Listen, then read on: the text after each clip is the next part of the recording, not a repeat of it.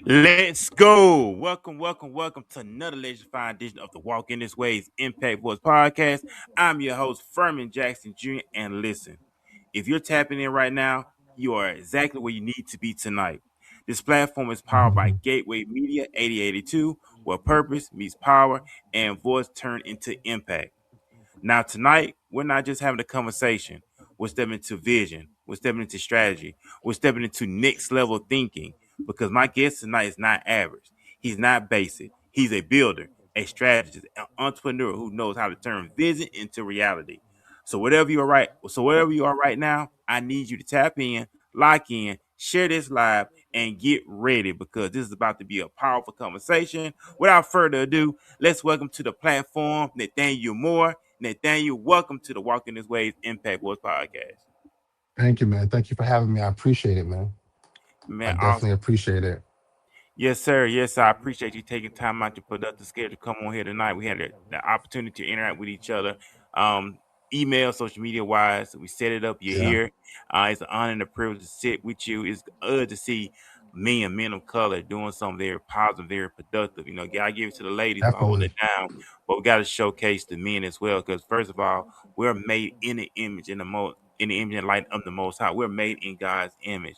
And I know scripture lets Absolutely. us know that we are God, we are children of the Most High. So it's time for us to be in the forefront like we are supposed to be since the day He formed us. So, Nate, go Right. ahead and use yourself, man. Take us behind the scene who you are. We can get into some healthy conversation. Hey, the mic is yours. So I'm born and raised from Brooklyn, New York. Currently, I live in the Albany, New York area. I've moved around a little bit. Now I am literally in the process of building what I call a media empire. And so at this level, I'm looking to build a foundation which will be a legacy that my kids and anybody with our name can carry on. And so I'm an advocate, I'm an entrepreneur. Anybody that knows me knows that when it comes to something that I see that's unjust done to our people, I'm definitely going to speak out. So if you don't know nothing else about me, you know that when it comes to minorities and our people, I'm definitely going to speak up all the time. Man, that's what's up. Cause I know at times it's all about being the voice for the voiceless, and I know a lot of times people have been entrapment with fear. Fear Hmm. of speaking their mind, fear of they say rejection. But we do have those who will fight for the voiceless, and that's an honor and a privilege to know that. And I know you mentioned you are in the media world, the media empire. What made you want to get in the media? What sparked interest for you to dive off into the media arena? So like I said, I've been in media for a long time. Um, and what really is my fascination, I'm what drives me is the ability to orchestrate behind the scenes so people can see a particular image or a project.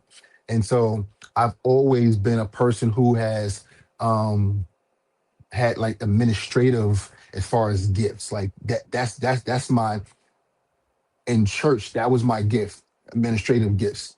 And so I'm a person that I look at everything from the big picture. I look at everything from the big picture. And so because I've been in media for so long, I start to kind of adapt certain personality traits because of that. Um, and that's literally like a part of who I am. And now it is just it's like mesh. Like when I'm always one of the biggest key things that I share with anybody that's an entrepreneur, especially when you're a public figure, whether you want to or not, you always have to move like cameras are on you. You're a public figure. You always have to. Like you don't have a minute to be off your game because if you're a leader, if people follow you, if you have influence, you're always on. Like you never can like, oh, today I'm gonna just turn off. And no, every day is another day where somebody's watching. Yeah, most definitely. I know you mentioned that you are architect, right? So I got some. This is gonna open up some architect mindset questions. So, Nate, you describe yourself as an architect of vision. What does that mean in real day to day execution? When you have people who have vision, I'm talking about like legit vision. I'm talking about somebody who's dreaming. But when you have a legit vision, a lot of times it's bigger than the people around you will be able to. I can't see that. Um, a lot of times, what your vision is, you'll almost be have this crazy idea and it won't make sense. And you'll know when it's a real vision that's going to help bring out your purpose because you'll be like, there's nobody I can talk to about it. There's nobody I can, all my peers, they looking at me like "You crazy. That ain't never gonna happen." And when you have vision, you have to be comfortable standing by yourself because a lot of times people will not see your vision because it was given to you. And so one of the mistakes that we make is that we expect people to see our vision. They can't. It's our vision. If they want to follow us, then we have to show them a roadmap along the journey. But the vision is only for the visionary. You can't expect them to see it. It was God gave it to you while you was sleeping, while you was dreaming. It was you. And the frustrated part that a lot of people get into is not knowing how to articulate the vision to those that follow them. And that really does make sense. And I know a lot of people that have vision, they have dreams, and I know. Big shout out to Miss K. I had her on this program. I had her on the show Saturday. We was talking about that, and what came up, Nate, was imaginations. I know at church we had these wild, crazy imaginations of being something one day. And I know as we go through life and we grew in life, we allow negative words, we allow negative things, setbacks to damper those imaginations. We know that God gives imaginations. So what would you Right. say about that? What would you say to the person that may be watching this right now on reliving, getting back that imagination, get back to that dream, get back to what you were destined to be, and not allowing circumstances or setbacks stop you from excelling in this world we in today? You're never really gonna be able to tap in until you're 100% comfortable with yourself. That's when you'll be able to make the most you'll be able to have the most progress because there's a different rhythm, there's a different flow that you have in life when you become comfortable with who you are. And so a lot of the stuff that I've said publicly, a lot of the causes or the things that I stand for publicly, it isolates me from people that I thought I would be around because they don't see it the way I do. And when you become a visionary, when you try to get out that rut, you have to be able to say, this is my point of view, and I'm going to stand tall on it, whether it's popular or not. When you have a vision and when you feel like you're creating and is people want the vision, you want the process to be easy. No, when you get no real visionary that you can see in the history of mankind, no matter what it is, had an easy road. Everybody, Steve Jobs for Apple, he had tremendous adversity. Ted Turner, who started CNN, they said a 24-hour news network will never work. CNN is the gospel. So a lot of times we're not prepared for the fight for the outcome we want. We okay, I want to get that, but are you built to go through what it takes to get that? And in this world that we live in now, social media makes people think that certain things are just easy. It makes they make it seem like, oh, you can just do this. No, no, no, no. You just because you have a platform and you can practice and you can emulate, it doesn't mean that you can do that. And there are some people that just when they're comfortable being them, that's when all your momentum picks up when you're you. You know why? Because you're the most comfortablest. You're comfortable. You don't gotta fake nothing. You don't gotta be pretending. You're flowing. You're in that zone. You're in a vibe. Yeah, most definitely. And that's what it's all about. So that leads us to the next question, Nate. At what point in your journey do you realize you weren't just building businesses, you were building systems and ecosystems? Um, During COVID, I had a like a soup like COVID was bad in some aspects. It ruined my business. So after COVID, I've kind of had to rebrand and rebuild. Um, and this is one of the tough parts about vision. So when you become an entrepreneur, you either have You either sell a product or you sell a service, one or the other. You're going to sell a product or you're going to sell a service. People who sold products didn't lose that much footing because products are harder to come by than services. Services are harder because are easier because right now, if you're in California and I'm in New York and you need a flyer, I can do it and then email it to you. But Mm-hmm. if you needed shoes, I have to either give it to you in person or I gotta mail it to you. So it's not instantaneously. And so because of COVID, I've had to rebuild. And in that rebuilding, I said, you know what? I want what I do to mean something. I want people later on down the line, like, you know what? Yo, bro was really different. Like look what he created, you know? And a lot of people always ask you, like, yo, who's your competition like in your area or in your circle or peers? And I said, to be honest with you, I don't have competition from my point of view because I look up to a person who's already like a billionaire, who's already my if I had to look up to somebody, it would be Ted Turner. He's a mogul in the media world. Mogul.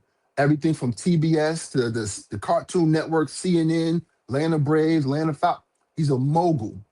And so at the end of the day, when I'm gone, I've been dead 50 years, and they're still gonna be able to say, yo, listen, bro really was doing X, Y, and Z.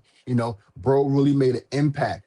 And it's a difference with, okay, I can start a business and say, you know what, I'm gonna sell hats. I'm gonna sell Yankee hats. I'm gonna give Furman a hat. I'm gonna get a hat. Everybody get hats. That's a business. When you sell systems, this is something that's gonna continue and go on forever. It's gonna be 100 years from now. What I'm building is gonna be here from now. Like that. And I know you mentioned like when people ask you what's your competition, you think that's the wrong mindset for people to go into business. The first thing they ask, what is your competition? I think one of the things that I don't like about competition is that when you compete, you miss an integral part of the puzzle. Because so it's like I'm in media, I have a podcast. You're in media, you have a podcast. When you come together, I can see something that you didn't, and you can see something that I didn't. So it makes the journey easier when you put multiple people together. When you go against each other, what you do is it's like you say, you know what? I got $100 million, but if I team up with Furman, I can make 200 million. But I don't want to make the 200 million because I want to beef. Mm, That's what you're doing. You're purposely deciding that I don't want to grow because my ego is more important than my purpose. mm. That really makes sense.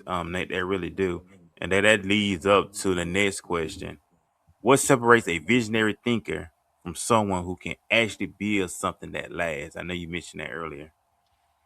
Um, your durability, your tenacity, like you especially now with what we're going through.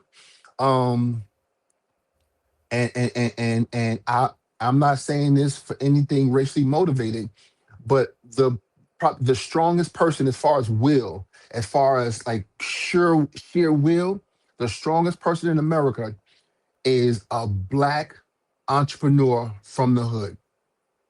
Think about it.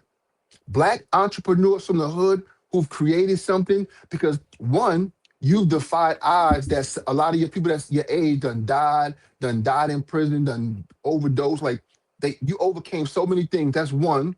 Two, you had a vision that separates from everybody you was around because most people that you're around, until you started growing, wasn't business owners. They were average Joes. And there's nothing wrong with being an average Joe, but that's still so you defeated odds, you had a vision, and now you have the articulation, you have the fortitude, and you have the drive to make it happen. Most people don't have enough patience to go through certain things. Like you hit one roadblock and now you give up. No, my my personal, and it could be ego, but my personal mindset is no matter what situation I'm faced with, I never can be okay with not finding a solution. If somebody calls and say, hey, listen, can you find da da da da? Even if I can't find it right there, I have to get that. Like I never like to end communication without having solutions. When you have a problem that can't get answered, to me, that's a person who's not ready to toughen it out. Yeah, I like that. I like that response that you put out there. 'Cause that leads up to the next question too, as well. Nate, it said, I like got this. A lot of people have ideas, but few Mhm. execute. What's the first thing you look at when someone comes to you with a vision? How much have they done without earning money? Mm, Have you grind this out without making the dime? Were you was you pushing this brand hard body before you made any money? Was you pumping it, wearing the t-shirts, and was you pushing that brand loud and proud for everybody to see and operating it? If your mindset was not penthouse corner office until you got the penthouse corner office, then you ain't you playing around. You have to already have the billionaire mindset before you make the billion. yeah, I do. I like that. In other words, speak those things, be those they were. And as a man thinketh in his heart, so is he. I know we're in Absolutely. the times now, especially when people don't know you like that. You see a lot of people now they feel like they are entitled to Hmm. something. Like I don't know you from Adam, but you want me to give up my hard-earned money to something that I don't know anything about. I don't know Hmm. you. But if you're serious about this thing, like, hey, I'm starting out here, I'm giving you a free product. Right. And I'm giving you this free product. How you like it will determine where you gonna become a client or somebody probably see you one time. But we know that if you gain that one person with your product, with your platform, they're gonna Hmm. tell someone else about it, and then before you know it, you get this chain reaction going. If that makes sense. Right. No. So statistically, when it comes to like marketing, guerrilla marketing, the statistic is for every one person that hates your business, they're going to tell 25 people. For every one person that likes your business, they're going to tell five people. And that's why it's important to always, when you're dealing with a customer or somebody who could be a potential customer, you have to be able to, even though you may not like what a person does or what a person says, you still have to be able to be a professional. Um, because you, again, one wrong comment, can, Yeah, they were big shout out to let me see, Mahogany asking the question: do you have to grind and not make money? It's two questions. Or that's request. Yeah, that's a question. prerequisite. Yeah. Um, you, if grinding to make money is not a prerequisite, but you can tell when a person comes to you with a vision and they're looking to collaborate or they're looking to get help or they're looking for whatever. Before I can join you, I want to look and see what you have already done by yourself because I don't like coming on projects where I have to do all of the work. If we're collaborating, then we both should bring something to the table. But what happens is a lot of times people are brand new and expect that everybody who's experienced wants to collaborate. We can't because in business you have to have equal footing. Like if you want a person to if I'm an artist and I want you to do a song on my album, and I got 1 million album sales and you got 200,000, I'm not benefiting from that. You benefiting because I bring more to the table. So it's important again, and that doesn't mean that their vision or what they're doing isn't important or isn't. It just means that you're not at the same level. You're not the same playing field. And so that's what I look for when somebody brings a vision or anything. I want to see what you've already accomplished on your own to see if you're serious or is this just like an overnight, thing you want to do. Right. And I agree with that. And it said grind and not make money first. At some point you have to be able to okay with doing that. There's no business that's going to always succeed the first time around and make money the first time around. Everybody who's multi-billionaires will tell you the first few times they failed, whether it goes from Microsoft, whether it goes to Amazon, whether it goes to Google. All of these guys started businesses, they failed a few times and then they finally got it correct and now they're billionaires. And it said, and then she be shot back to that makes sense. That makes sense when it comes to collaboration, but I can dig. So that was she said that made sense when it comes to Yeah, yeah. collaboration. So yeah, I like that because that's what the mindset it is. Because I was it was a clip of Michael Jordan and he was doing something how individuals now they want to put the brand before they put in the work. Because back Right, in the day, you had to put in the work, and once you put in the work, the brand came along, which means the finances, the endorsements, the sponsor came right along beside it. Why? Because they seen you putting in the work first, right, without even right, getting a dime. Because think about it, in order for it to be the goat, you have to put in the work when you're not getting a dime for it. That means be the first one in, the last one out. When everybody else is right, partying, you working. When everybody else is goofing off, you working. And but in that in due time, in due season, that endorsement, that sponsorship, that money is gonna start coming in. Why? Because they watch you put in the work. Because that's how right, people that's how they got to, that's what Michael Jordan got there today because of the work that he put in. The Tom right, Brady, the LeBron James. Them guys put in the work. The Steve Jobs, the Ted Turners. Them guys put right, in the work to get where they are today. It was not no right. overnight thing.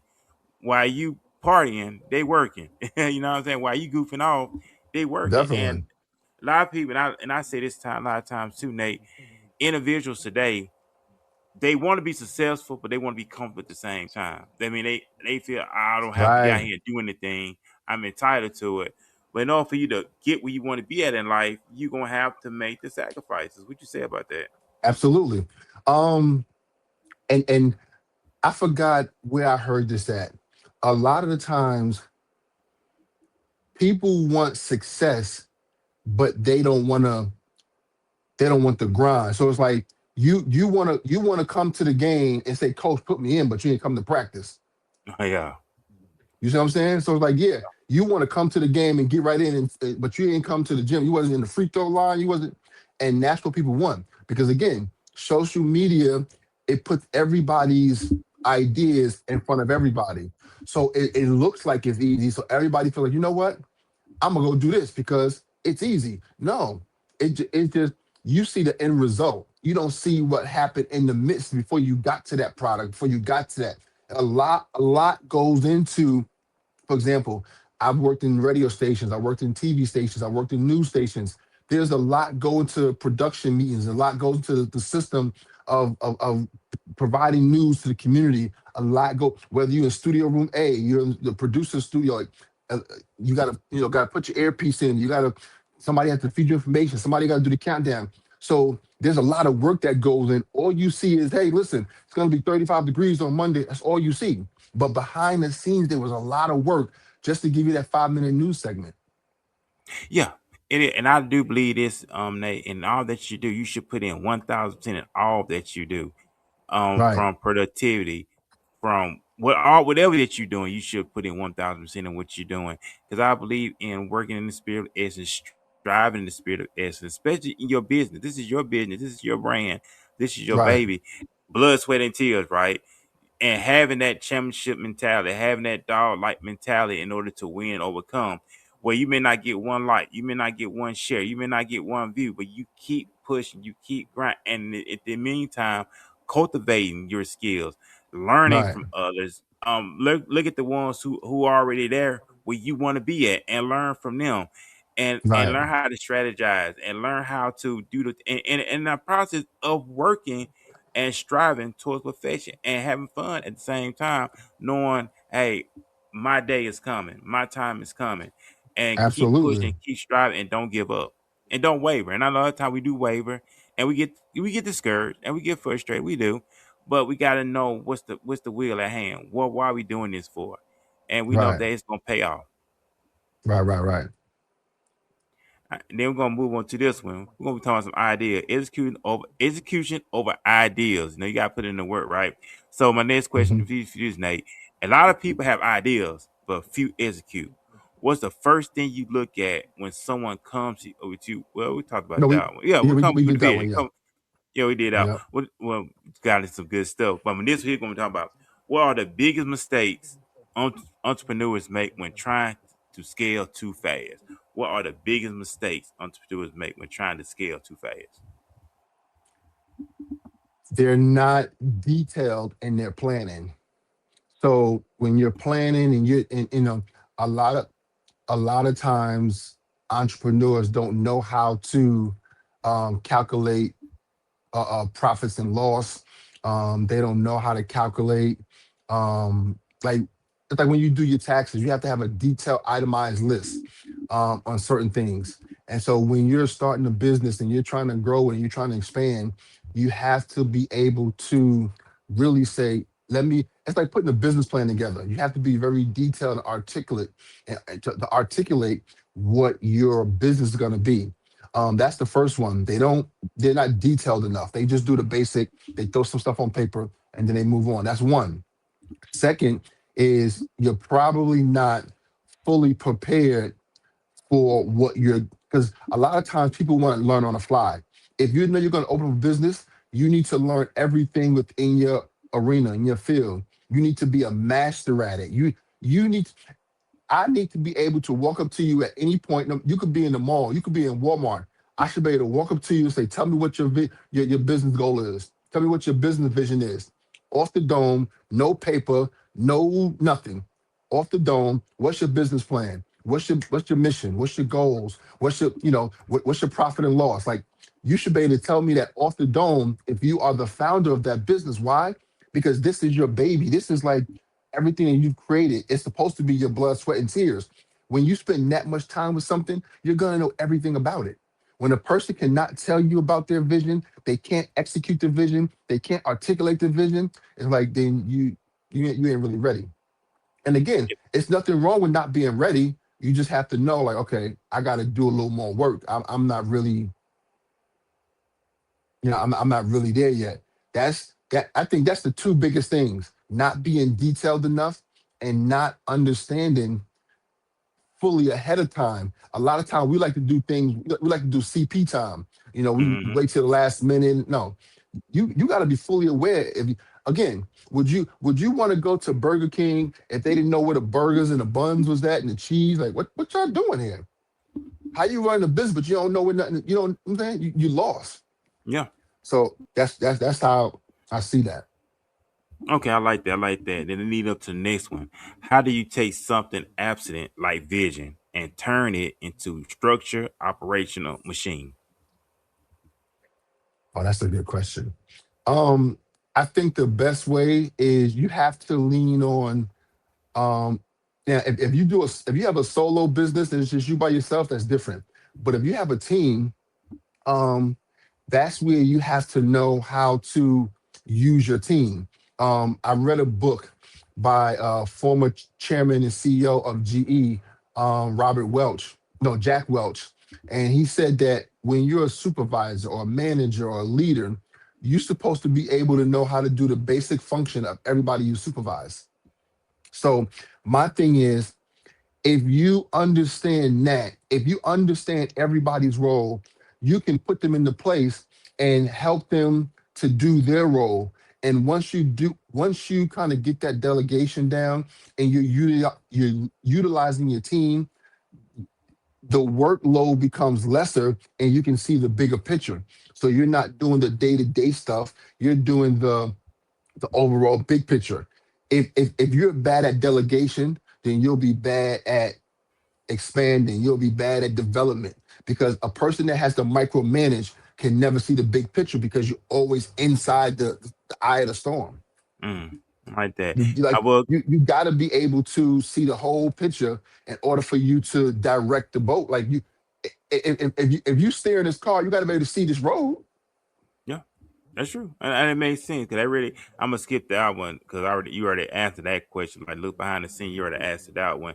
But I'm going to do this one. What are your non-negotiable system every CEO must have in place to grow substantially? Two things: got to have a good system and a good structure. You have to have your structure, meaning your hierarchy, what roles people assume, what's their responsibility, et cetera, et cetera, et cetera. And then you have to have a good system. For example, when you go to McDonald's, no matter who goes to work, the system is always the same. The person changes. You never change what you do. You put it's a system. So whether you there, whether John there, whether Craig there, it's gonna work. And that's how you know you got a good system. You need structure, the hierarchy, and then you need a good system. I kind of like that. And I'm this one too. Next question is: can you break down how you transform chaos inside an organization into clarity and capacity? I worked for a company locally here in Albany, um, a newspaper company. And when I got there, I came on as the role as the chief operating officer. And so when I came on, I had to, one, I had to learn the system. I had to learn everything. I had to observe first. You can't come in and just start making changes. You don't know what's going on. You don't know who's the players, you know what I'm saying? So I had to look and observe, see who's doing what, see what's working, see what's not, see everybody's strengths, see their weaknesses. Once you know what's working and what's not, and everybody's strengths and weaknesses, then you can start to rearrange the pieces on the board based on strengths and weaknesses, based on, you know, and I think that is the best way to turn chaos into something that's got momentum. You can't just come and say, you know what, I'm hiring you, I'm firing you. I'm like, no, you got to wait. You got to see things out. Okay, this is what's good. This is what's bad. She's strong in this. She's weak in that. And then you make the adjustments so that everything is kind of balanced. You know, everything is kind of because a lot of times people come into new roles with ego problems. So you want to puff your chest out and you want to drop the hammer, but you are ruining a good system because you didn't take time to learn it. You didn't take time to see what's happening already. You know, the John and Susan could be working good together, but you come split them up off of your own ego, and now that flow is down because you broke up people that had good chemistry on the job. So, you know, you got to come in, you got to watch, see what's good or bad, and you got to see people's strengths and weaknesses. Yeah, I like that. I like that. Having that mentality. That's a powerful mentality, Nate to have. So we finna get to something else. Our next segment is transforming entrepreneurs into CEOs. So I'm gonna say that again. Hmm. Our next segment, transforming entrepreneurs into CEOs. So everybody said they want to be a CEO. Everybody said they want to be an entrepreneur, but it's the transformation, it's the mindset. So we finna get off into this one. What's the biggest mindset shift someone has to make to go from entrepreneur to true CEO? Responsibility. Um, so the one thing that I always say when it comes to leadership, leadership is not about responsibility. It's not about capability. It's about responsibility. So meaning it's not what you can do, it's what you can handle. So when you're an entrepreneur, you're starting your brand, you're getting off the ground. You become the CEO mind when you start learning how to get people to follow your vision and work for you. Mm-hmm. You cannot become a CEO until you either have some type of collaboration with people that are working with you or for you. If not, you're just an entrepreneur. Now you can have a CEO vision, a CEO mindset, but you don't activate that CEO person until you're able to get people under you, working for you, working with you, collaborating in conjunction with all of that. Basically, as you was talking, they made me think about the Last Dance documentary and Hmm. when Phil Jackson became the Bulls head coach after Doug Collins got fired, and he was breaking it down on when for Jordan came to the league in the '80s, and we know Doug Hmm. Collins was the head coach, but the whole scheme was built around Jordan. Jordan had Right, a scoring title and everything, but he could never get over the hump of going to reach his destination, and that was to become a champion, right? Until right, Phil Jackson came in, and Phil Jackson implemented the triangle offense. But right, he didn't just give it to Phil. Actually, worked it out the triangle before he implemented it to Jordan them because he was right, already behind the scenes working on the triangle offense. So when he implemented to Jordan, like, hey, this system, the old system, yeah, it was getting you the titles and accolade, but it was not helping you reach your goal. This right, system that I'm implementing is going to require you to what incorporate your teammates, which I'm going to teach you how to trust your team. Jordan didn't have no ego. Jordan was all about, hey, whatever you got that's going to help me make it to the next destination, I'm all in. But right, this is something that he was already working on behind the scenes before he implemented that right. before the people. And that made me think about what you was talking about. working behind the scenes, implement this system, studying the people, because a system is on design with for certain individual that's going to help master that. So what you do, you study the strength and the weakness of this person. Okay, I can see that this person is going to fit this system. Okay, this person is not going to fit this system. So that's very important to strategize where you Mm-hmm. going. A lot of times, Nate, what we do is as people, we make stuff so personal, and at the end of the day, it has to be business. Even though Right. we may be tight and we may be ace boon coons, but you don't fit the vision, you don't fit the business. And I know a lot of times we allow our personal feelings to get in the way of of our business feelings. If that makes sense. Right. Right. Right. I get what you're saying. So what you want to say about that? Um, that I mean, that's something that we have to learn how to work around. Um, because one of the things that I've been noticing within like the past 2 3 years is that we are being educated more when it comes to mental health, and so we're seeing a lot of more episodes now because we're being educated more. So now we know what things mean. So when you see a viral video, I seen a viral video today of a girl walking in McDonald's and just throwing stuff behind the cash register. I'm talking about just pulling drawers and dumping buckets and throwing food. And then she walked out like, yeah, y'all gonna learn to play with me. I'm like, that's you got real issues. So a lot of times we have to be able to discern, this person is a little off. So you have to know and how to, as an entrepreneur, you have to know how to deal with multiple personalities because you may get somebody that's coming that's sane, then somebody coming that's not, then somebody coming that's up. Come on, you have to be all things to all people. Yeah, especially you have to let someone go. That's when you Hmm. have to. And I know that's a lot of people don't want to do that because a lot of people have fear of letting someone go because they don't know how that person will react to them letting them Right. go. But hey, that's part of business. But at the end of the day, you have to protect your business and have to protect your brand. It's like it's not about you. It's all about the product. It's all about the brand, right? Because at Right. the People end of the come back day, and do that. I don't know why. I don't know why people do that. Sorry. Good. nah, you good, you good. But I mean, it's important. If you look at these major corporations, when they let you go, they let you go. They're Yeah, not. you done. Yeah, they're not feeling sorry for you. They just be keeping a bucket. They're not feeling sorry for you. It is what it is. It's nothing See personal. ya. It's just business. Yeah. That's how he said on New Jack City. He said, "It's always business, never personal." And that's true. And it's always business, never personal. So that leads us to the next question. What habits or disciplines separate CEOs who's scared from those who stale? What habits or disciplines separate CEOs who's scared from those who stale? So what's separate the two? When you aren't, when you're not disciplined enough to constantly be learning, um, a lot of times people have the wrong idea of being an entrepreneur, a CEO, or being the boss, or being an HNIC, or whatever you want to call it. When you're the boss, you always have to have the answers or be able to fix it or be able to give some type of input. So you always have to be finding out, you always have to stay abreast on, new technology or new, whatever relates to your business. You always have to be learning statistics and analytics and meetings and like networking. Here's the one thing. If you talking to a person, they're entrepreneur, they're business owner, they're CEO, and they're not networking, no, something is wrong. Networking is like it's like taking the blood out your veins. You're gonna die. You know, networking. That's one. Two, they're not constantly learning, and three, they cannot.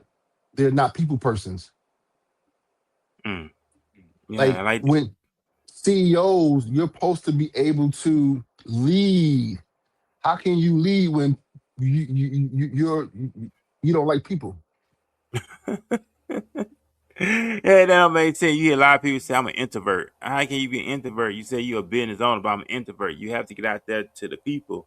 The people are the Right. ones who's gonna pay your salary. The people are the ones who's gonna pay your bills at the end of the day. So them the ones you have to get out to. So we're gonna get into our next segment. Purpose and profit is gonna be our next Hmm. segment. So this is gonna need the next question. You operate at the intersection of corporate strategy and community impact. How do you balance profit with purpose?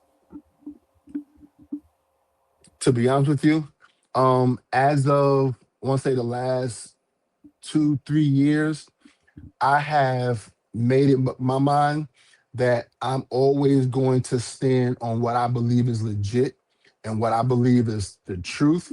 And I've decided that I may have to turn down some opportunities. I may have to deny myself this connection because if I can't, what I know to be true and stand on that, I'm not gonna I'm not gonna water down my message so I can fit in or so I can no. I know that because I'm an advocate for social justice, there's a lot of people that just won't like me, and I'm okay with that. I'm 100% okay with that, and that is the mindset that I've taken. And it doesn't mean money to it. Of course, I want to make money, but money isn't what drives me. So it's never. I have to balance that. I am 100% about impact because a lot of people have money, but you have no influence or impact. And it's like, you got all that, but when, and in this day and time, a person who has no influence or no impact in this society is useless. Yeah, I agree with you. I agree with you 1000%. And that ties into what you were saying. It ties into the next one. Do you believe every brand should have a mission beyond money? Absolutely.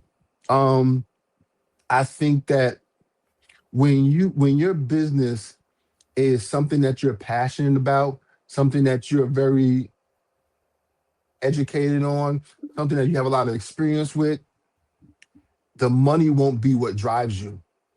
The money will only be what drives you when it's something that you have to go and learn that you don't know, that you're not sharp with, because then you're like, I got to do it for the money because I have no other tie to this, I have nothing invested in this. When you're invested in something, it means more to you than the money, because again, when you create something from the ground up, grassroots, that means everything to a person. Whether most entrepreneurs don't even turn a profit, but it's their brand and they're always going to push it. Some entrepreneurs don't even sell product; they just sell, like they they make images and they make content, but they don't sell nothing, Mm, because they don't do it for money. They do it for brand recognition. They do it just for the clout. Some people do it just for the elitism. Some people do it for the reverence, and that means sometimes it means more to people to say, you know what, I've impacted people in a good way versus saying, oh, I make a lot of money. yeah, I like that. I like that answer. And my next question for you as well, Nate. How can businesses build something that endures instead of just trends? We see a lot of time people, you had them fly my nights and you just got those who hmm endure. So how can business build something that endures instead of just trends? One, you have to be comfortable being who you are, because when you're comfortable being who you are, you'll get the best version of you. The best version of you have the best ideas, the best strategies, the best blueprints, the best plans. And when you produce the best plans, you produce the best results. Man, I like that. So our next step we're gonna get into, Nate, building movements, not hmm moments. Building movements, not moments. So this is the next question I'm gonna ask you. You said I don't chase moments, I build movements. What does building a movement? What was all about building a movement actually requires? Um, you gotta have passion. You gotta have passion. You gotta have tenacity. You gotta be your endurance gotta be crazy. Like, movements are built off of passion. So if, like, when Harvey Weinstein got arrested for, drugging women, they started the Me Too movement. When unarmed people started getting shot, they started the Black Lives Matter movement. So movements are started off of passion, started off of purpose. When you mix your passion with your purpose, that's how movements are started. Civil rights movement, because Martin Luther King and all those civil rights leaders had a passion and they knew their purpose. And you put them together and you make an impact. Mm, okay, yeah, I like that. And what role does culture play in scaling an organization? What role does culture play in scaling an organization? Culture is plays everything. It's everything. Um, for example, I just looked on social media today and I see all of these skits, all of these shorts on YouTube because people are doing the craziest things to monetize, to go viral. They are. So so now it's like that's a cultural phenomenon. If you look back in 2001 when the Twin Towers dropped, we didn't have social media like this. Facebook didn't come out in 2004. So back then, how was we communicating? We had to actually go do some research, go to the library, the encyclopedias, all of that. So now, because you can just turn on your phone and see it right now, Facebook has influenced culture. Businesses has been influenced by Facebook. Like now, like if I'm talking to you about somebody and you want to find out who they really are, what you gonna do? Look them up on Facebook because these things have shifted. How we do business, how we make money. How some people, if it wasn't for social media, would not have been able to start a business. Hmm. And and again, that's not a bad thing. It's just a fact. Right. So the business economics are built off of trends, whether the stock price is high, whether it's low. Yeah, I like that. And I know you this is something you was talking about earlier, you mentioned earlier. How do you ensure a brand doesn't lose its identity as it grows? And I know we mentioned all money, like Denzel said, all money ain't good money, And good right? money, right? Mm-hmm. And we know that you mentioned earlier a lot of individuals, I won't say people, individuals, they do anything, any and everything to go viral to get monetized, which means they will Mm-hmm. sell their own soul just to get some money. Right. But that really, how do you ensure a brand doesn't lose its identity as it grows? Sticking to your mission statement, sticking to your assignment, sticking to your purpose, no matter how tough it get. Or because everybody wants to jump on that flavor of the month, but I just Mm-hmm. believe in stick to what you do best. That's just me. So in order to make sure that the brand doesn't lose its identity, you have to always be consistent and you have to be authentic. Once you start changing, then the brand gonna start changing. Because if you're the entrepreneur, if you're the CEO, excuse me, if you're the CEO and you created it, you're the founder. This is you create the culture. You set the culture for that organization. So when you set the culture, as long as you stay consistent, then the brand stays consistent. But that also goes back to something I said earlier. You have to be careful with depending on what your brand is. Because if you're an MMA fighter, then you getting caught in a bar brawl ain't gonna hurt your brand. Right. It may help it, you know. So you have to understand what your brand is, and that's another thing. You have to make sure that what you do because everybody has bad moments, off moments, good moments, up and down moments. But you have to make sure that what you do publicly doesn't hurt your brand. And a lot of people don't realize that in the heat of the moment or when things go bad. But it's like you always have to remember somebody somewhere is gonna be like, I was in that car and I saw you. I was on a bus and I saw you. You walked past the restaurant. I saw you in CVS. I saw you in Walmart down the deodorant aisle. Like, so you have to maintain your consistency and who you are and what you do, be integral. And as long as you stay consistent and stay passionate, it's going to remain the same. It's not, you're not going to deflate. Yeah, I like that. I'm thinking about as you was talking, that made me think about Jeff Bezos when he started Amazon. He started Hmm. Amazon from his garage, Right. and he worked from there. And look at Amazon is a multi-million dollar business, right? Multi-billion So, dollar billion. but he started from his garage, and you have to Hmm. start somewhere. But he stayed true to his brand.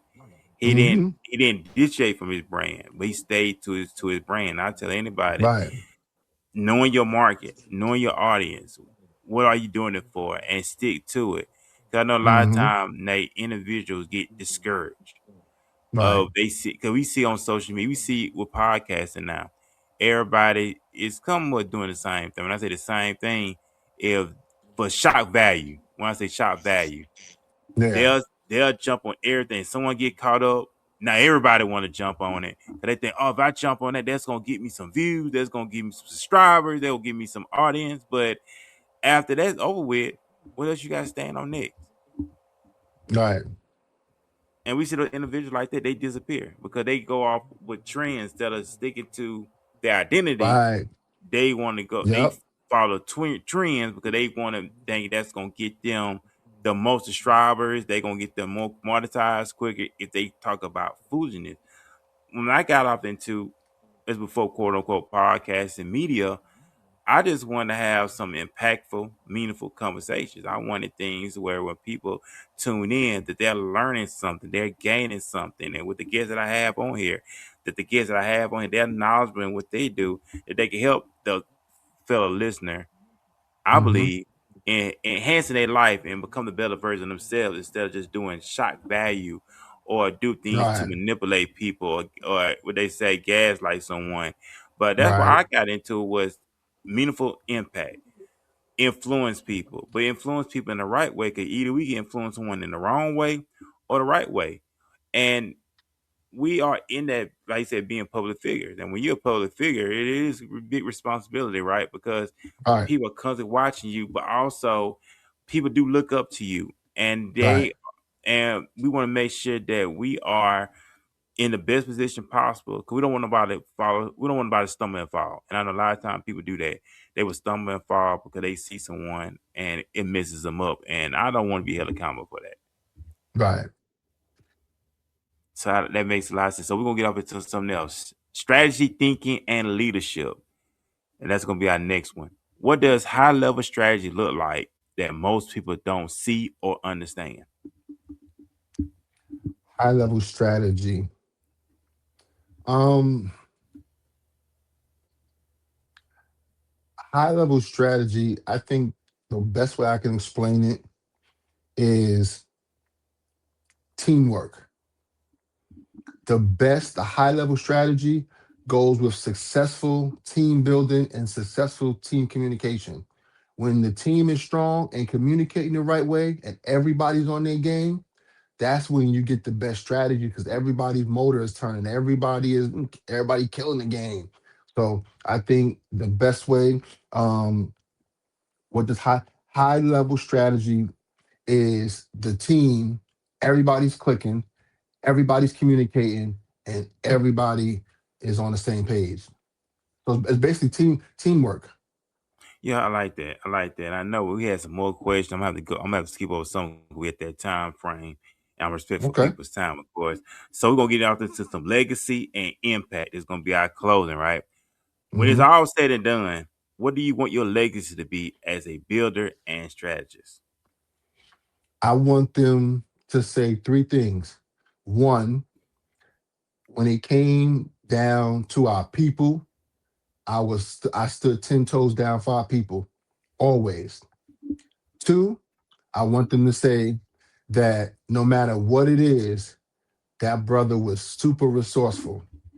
And three, I want them always to say that if he always was himself, always was true to who he was, never tried to be anybody else. I like that. I like that. And also, my next one for you, Nathaniel. What does building an empire truly mean to you? An empire is, and it's the best way I can describe it, it's like, let me see, what's his name? Okay. Oh, yeah, I'll just put your Um, Instagram on. Yeah. the best way I can describe, um, it's like how Martin Luther King said he had a dream. So he had a dream. He helped make the dream. He helped put the foundation in place so the dream could come true. But he didn't get to see the dream actually come true. So a lot of times when you're building empires, you're building something that you're gonna die before it ends. This empire is gonna go, what I'm building now is gonna go on way beyond me or my kids or their kids. This thing is gonna be like into institutions. Right. Like it's gonna be ingrained in society and what we do. Man, that's what's up right there. And also, before going any further, y'all make sure y'all go follow Nathaniel Moore on Instagram at the Moore Brand CEO. One word, it's right there across the street. Y'all make sure y'all go ahead and follow him on Instagram and make sure y'all get all the latest updates, all the things that's going on with the Moore Brand CEO. So, my next question for you as well, Nate, where can people tap into your work, your vision, and what you're building next? Um, Currently, right now, I am building a few platforms. I have a Man's Point of View podcast. Yeah. I'm looking to get out of from the camera and get behind the camera. So I will be doing a search for one or two hosts for a man's point of view. And then I have a sister podcast called A Woman's Point of View. And I'm looking for women hosts who, fit the criteria that can bring excellent content to that brand. I also have another platform called No Labels, where it's a Christian roundtable where we discuss all things church, good, bad, ugly, and different. And then I'm working on a platform called Entrepreneurial Spotlight, where I highlight entrepreneurs who are doing amazing things. I don't have to know you. I don't have to like you. If I see you doing something amazing, I'm gonna highlight it, make a post, make the flyer, and I'm gonna push you to, to the networks. And outside of that, I'm still doing my advocacy work, fighting for social justice and fighting for, a lot of different causes. And I'm in the process of building um, a news network that is going to be the rival to CNN, because a lot of times when we see news, we are misrepresented. And when I say we, I mean blacks and minorities. We are Right. misrepresented in the news. Our story isn't told our way. And slowly but surely, they're tearing down platforms that have helped black people get to success. BET and BET Plus is being folded up into Paramount. And there's really no black networks that are owned by black people. And this is why I want to make sure that I create something that's integral, and you tell the news, you tell the information without any bias, and always have facts, and not sold one way or the other, not be in nobody's pocket, not be, a flunky for nobody. But we need to be able to tell our story our way. We need to be able to have creatives who have amazing content, documentaries, shows, movies from independent, creatives. We need to be able to have people that do TED Talks, that tell us about our history, that talk about slavery, because these things will not be talked about on ABC and on CNN and TV. Like, they're not going to talk about that. So we need people who are historians, who are black historians, to get out in front of the public and tell kids and tell people their history. It, we shouldn't be made to feel bad to talk about our history. Our history is slavery. That's just the way it is. And what to me is what angers me and makes me so passionate about this is because I'm not really upset at racism. I'm upset that when I mention racism, it caused the issue. That's my problem. Racism was born into the fabric of this country. It's embedded into the fabric. When you say racism, you automatically gonna attack America because it's built on that. But that's not my issue. I don't fight racism. I fight the people that keep the systematic racism alive. Systematic racism is, you know what? If I go to Burger King, they may slight me and not slight, you know what I'm saying? So Yeah. racism isn't something really as out bold. It's something systematic that you don't really see that's embedded into everyday lifestyle. And so I want to create all of those platforms, and again, I want to create a media empire that in another 10 years, I'll be able to hire people. I'll be able to help people pay their car notes and get 401k and take care of their family. I'll be able to create something that people are able to buy their first house. They'll be able to retire off of. They'll be able to sustain their family, complete their dreams, start their businesses off of something that I created. And so that's what really drives me, and that's what I'm working on. Oh man, I love it. I love it. I love it, Nathan. I love a man of color. Because I do believe we are the original. I honestly, I do believe we are the original people. We are the original Absolutely. man, and it's he is waking us up. We're actually going back to our identity, going back to Hmm. who we are. We are the builder. We are the structure, and I love what Jay Z said on the interview. We played defense too long. It's time for us to Now it's start time to playing play offense. offense. Yeah. That's right. Yeah, we didn't play that too long, but I love it. I love it, Nathaniel. I love your vision. I love your drive. I love your passion. And we want to thank Nathaniel for coming on here today. He is the founder of the Moore Brand LLC. So y'all go ahead and make sure y'all follow him right now on all social media platforms.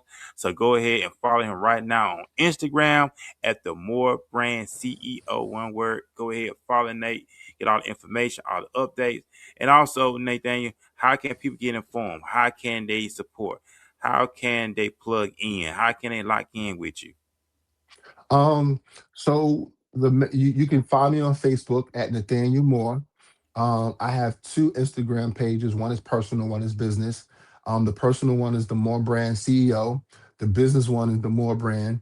And then on Facebook, I have a More Brand page, but the old one still has the circle logo. The new one has the bar logo. So when you see the More Brand Facebook page, look for the one that has the bar logo instead of the circle logo. Also, for more information, you can text at 518-227-0174. You can get any type of updates, information, any find ways to donate or sponsor or, just collaborate or be, in partnership. I'm always open to connect with, creatives, entrepreneurs. If you're looking to open up a business, if you're looking to, create a show, create a platform, create, vision, bring your vision to life, I'm the person that you want to talk to. And that's what's up. I appreciate you once again, Nathaniel, as well, man. Big shout out to you, all the work that you're I doing. appreciate it. And also, man, I love to collab. I love to connect with you, man. I really appreciate. I love the dialogue. I love to see, like I said, men of color. As yourself, they're doing something positive. They're doing some structure, not operating in chaos, but operating in structure and order. We need to see more. We need to see more men, black men, that's in a positive light. We see too much of us in this negative world. We want to drink, smoke, club, womanize, do all kind of crazy stuff on social media. They need to see men of color that's doing some structure and doing something positive, men of integrity, men that have character, men that have value. That's what we need to be showing more of on these platforms instead of the negative stuff they're pushing out there on these platforms, especially when it comes to our young men. Because our young men need to see men. Our young Right. men, I see our young men, they don't have no drive, they have no ambition, they don't have no initiative. More of Mm, our young boys are getting incarcerated. These young boys don't have right. any work. I work in the law system. I work in law enforcement, and I had this young man. He didn't have no work ethic at all. 21 years old, no work ethic, no drive, depend on mama. And that's what we going, Mm-hmm. and he's being fair at, he's 21 years old. We know that that did not happen overnight. That's something that built up to we had today. So we seeing more of our young men falling by the wayside, and we got to get Right. them back on the path of righteousness, because we are called to be righteous people. That's what the scriptures say. So we got to get Right. back on that path. I do believe that. That's right. So I'm about to get to let you go, Nate. I appreciate you. I know you got some work you got to be I done. I appreciate it, man. appreciate you I as def well. I So enjoyed it, man. oh, it was, man. It was healthy dialogue. I appreciate the structure, the flow of everything. So, ladies and gentlemen, we want to thank everybody that watched us today. Everybody watched us on YouTube. Thank everybody watched us on Instagram as well. I want to give a shout out to everybody. Big shout out to Transforming Division. Big shout out to Miss K. I had her on the show this past Saturday. Big shout out to her watching. Also, big shout out to my beautiful sister, Coach Shay, in the building on the Instagram side. She did say yes. Proper position is everything. So big shout out to her on the Instagram. Big shout out to Mahogany that was on the YouTube side with her comment and question as well. I always want to acknowledge the people that's always supporting us, rocking with us on a regular basis. I will be back here That's tomorrow awesome. on the Just Saying podcast with my lovely teammate Lo. We're gonna be live streaming on tomorrow. Man, we gotta do two shows tomorrow. We got 11 o'clock mid morning show at 11, and then we got a 5 o'clock show on the Just Saying platform. And also, I'll be back this coming Saturday with the Walk in His Ways with Nancy C out of Miami, Florida on our Sabbath edition, of course, this coming Saturday. So make sure y'all follow us. Big shout with the brand that we got, Gateway 8082. That is our brand here in the Dallas Fort Worth, Texas metropolitan area. So I always want to acknowledge that. What we got, who we got in the comments said me, Jackson, Big CEO checking in. Me, Jackson, Big CEO Shout checking out in. to shout out to you, Yeah. Jackson, big CEO. Okay, me, Jackson, checking in, big CEO. Big shout out to you, big shout out to you as well. So I want to acknowledge that as well, also. So, man, we about to get ready to go, man. We about to get ready to depart. Man, y'all have a great Tuesday, and I will see y'all tomorrow on the Just Saying podcast with me and Lo. So have a great night, everybody. Peace.